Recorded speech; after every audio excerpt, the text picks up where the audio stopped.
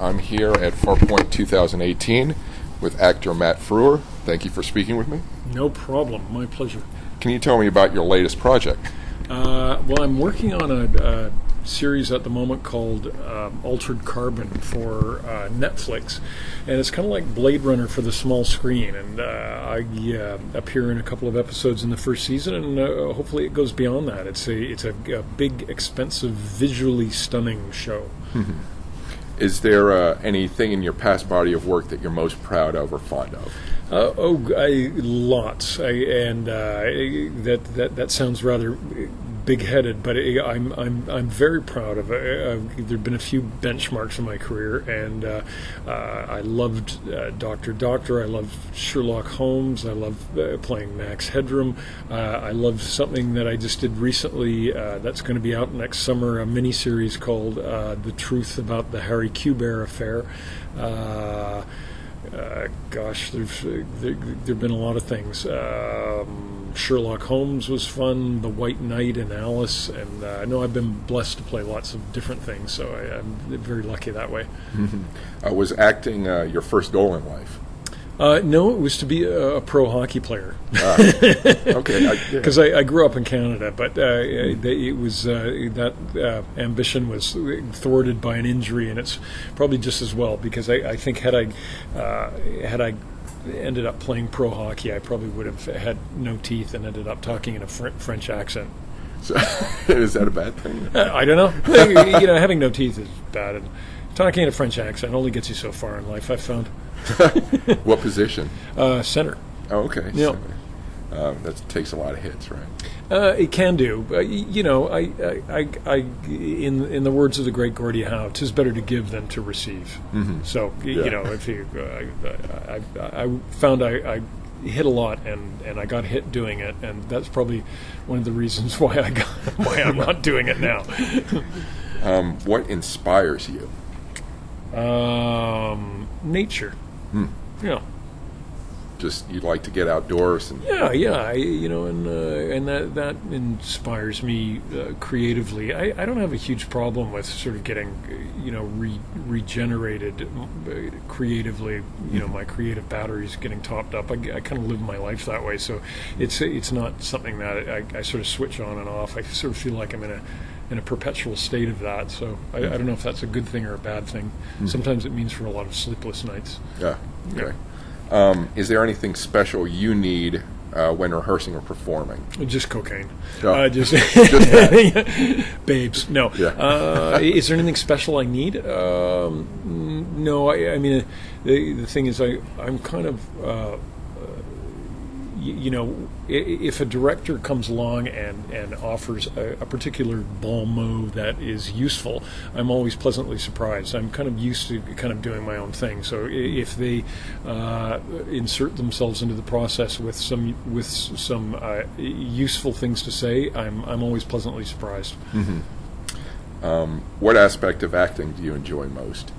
Oh, just the sheer fulfillment of it, and just the buzz you get when a scene goes well. Mm-hmm. It's probably similar to scoring a big goal in a hockey game, I guess. Mm-hmm. How did your first professional success in acting change the way you approached acting, or did it? It didn't. Okay. It didn't.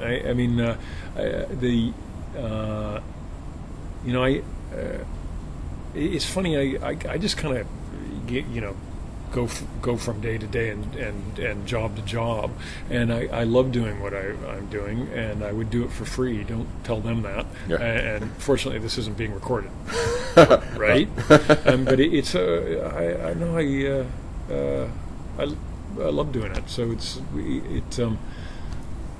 that approach hasn't changed. In other words, I don't view my career as a whole. It's only when I come to events like this that I'm reminded, oh yeah, and actually that's the great thing about doing conventions, is that you suddenly realize you're not working in a vacuum. That you have touched people, and it's an important thing. It's great actually. What in science inspires you, in the field of science? I don't think about science a great deal until something like the Elon Musk thing comes along, and he and he does something as wacky as sending a Tesla into orbit for the next billion years, and you go, God, anything's possible, and that kind of aspect of it is really exciting to me, that anything is possible. Mm-hmm. What in science fiction or fantasy have inspired you?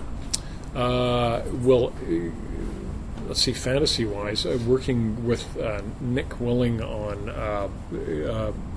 Alice, the miniseries, and I played the White Knight in that, and Kathy Bates was the Queen of Hearts, and he's a dear friend, and we subsequently worked on his wildly creative version of the Greek myths called Olympus, and I played Daedalus in that, and it was wonderful. So he inspires me, Nick Willing.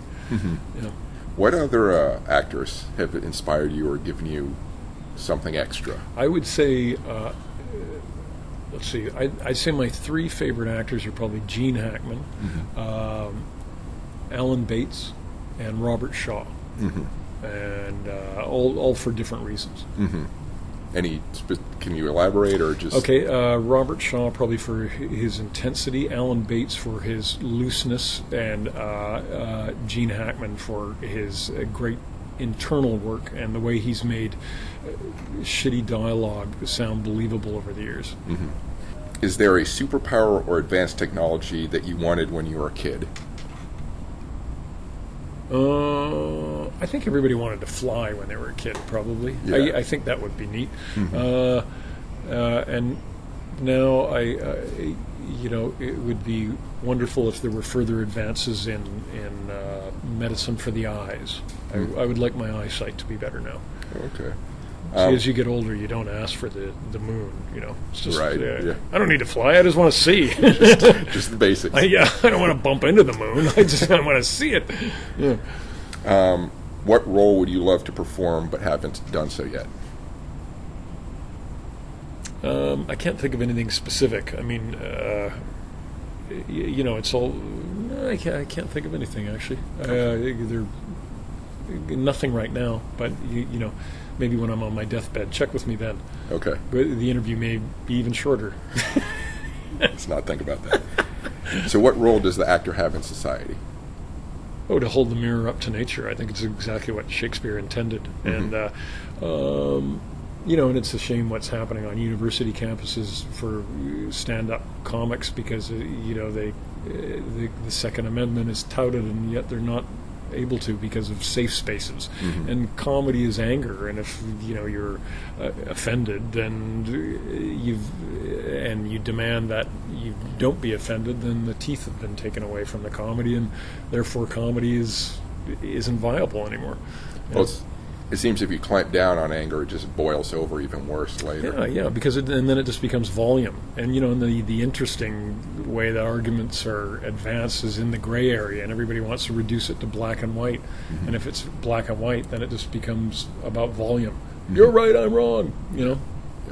So that's all the questions I have. Any final thoughts or words? No, thank you. And a pleasure to meet you. You too. And where can people find you on the web? Or well, like I say, I've got this thing, Altered Carbon, coming up, and this other thing, The Truth About the Harry Quebert Affair, coming up too. Okay, and you have a Facebook page, or? Nope.